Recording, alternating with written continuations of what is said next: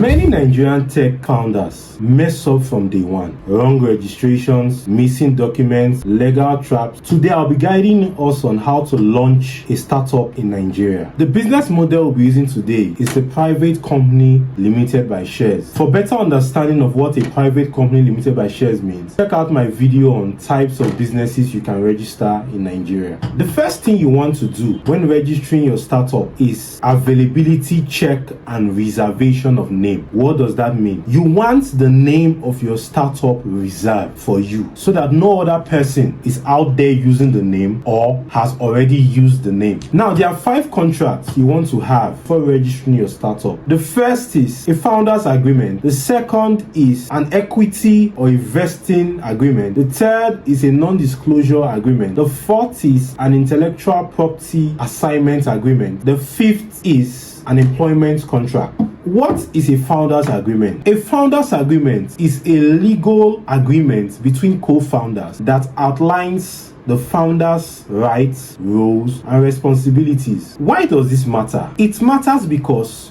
you need to know who owns what, who does what, and what happens where a founder is leaving the startup.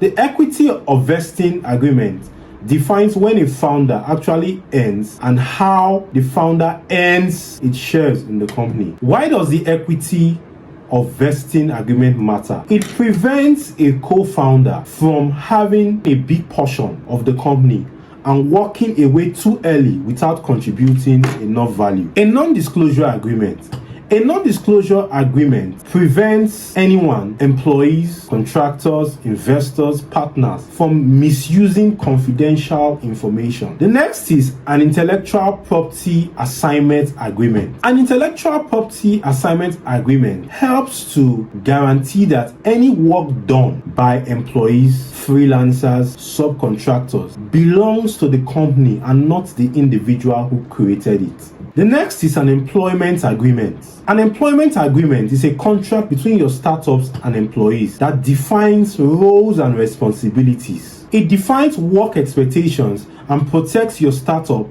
from labor-related disputes or wrongful termination claims. The next step is your registration with the Corporate Affairs Commission, detailing internal rules, shareholders' powers, rules of directors. All this will be contained in your memorandum and articles of association of your startup. The next step is registration with the relevant regulatory body, although this depends on the niche of your startup. The final step after registration is to get your tax identification number from the Federal Inland Revenue Service. And also, finally, you want to trademark your brand name and your logo.